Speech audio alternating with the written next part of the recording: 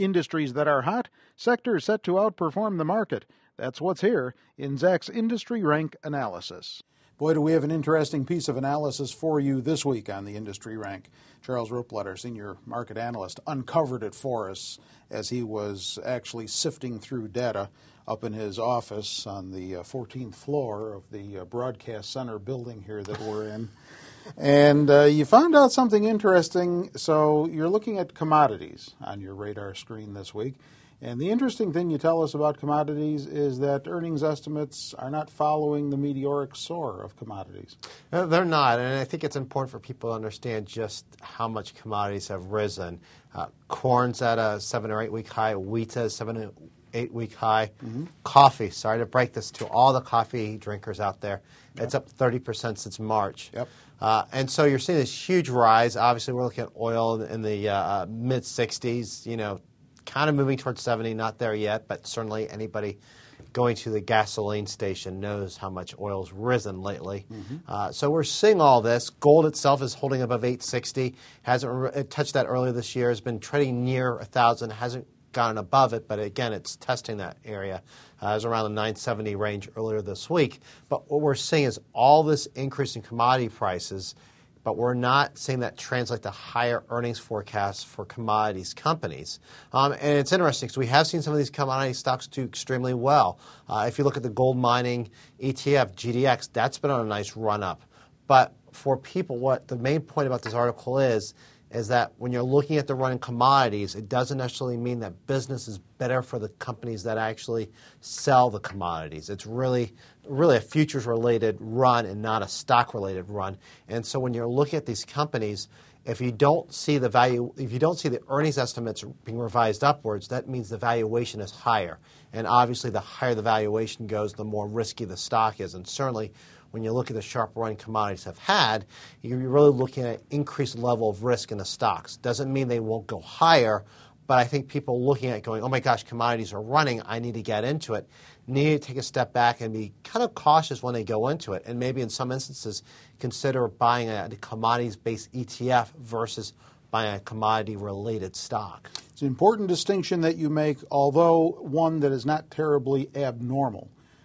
To see the hard commodity prices running higher in the futures markets, and then what you would feel would be the counterpart on the equity side not following through.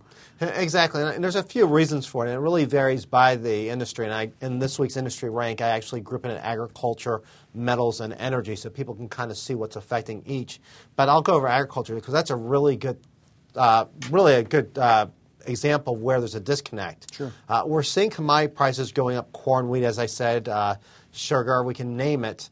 Even the Duke brothers, I think, are making a mint-off orange juice futures. But what you're seeing there is we really saw cold, damp weather in the springtime. That delayed spring planting season. So as a result, people are worried about how much is being planted, what our supply is going to look like. However, for a lot of farmers, the credit crunch is hurting them. Not only is credit hard to get, but when you look at the type of banks the Fed's seizing, they're going after the smaller banks. Obviously, some banks are being deemed too big to fail, but we're seeing a lot of smaller banks being seized.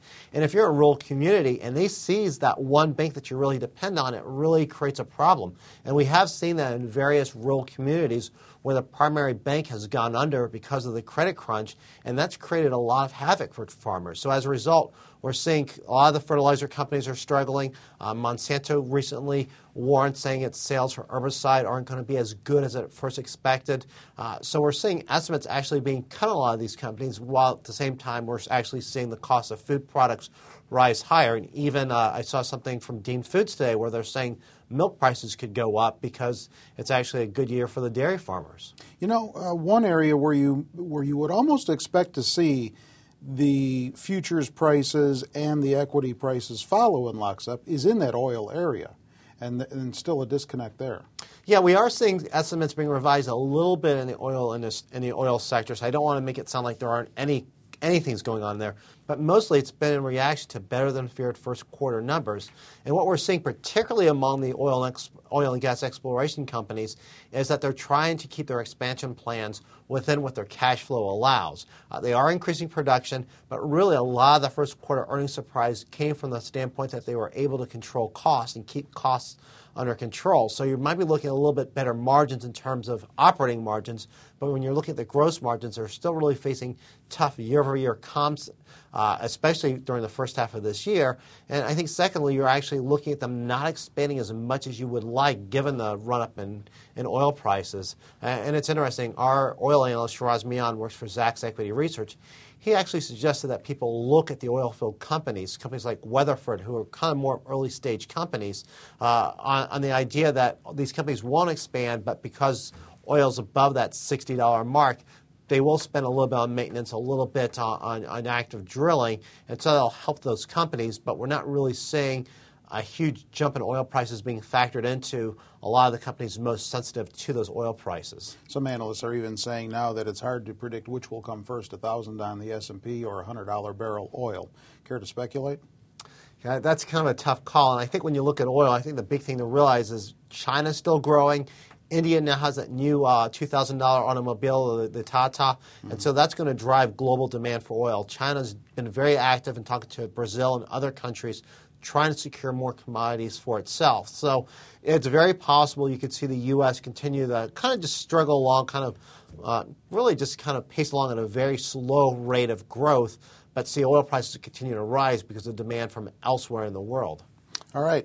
You'll want to check out this week's industry rank analysis in text form on Zacks.com that Charles has put together for you. It's interesting reading and one that I think most investors should probably look at just to get a feel for the difference between those futures prices and then the equity prices as well.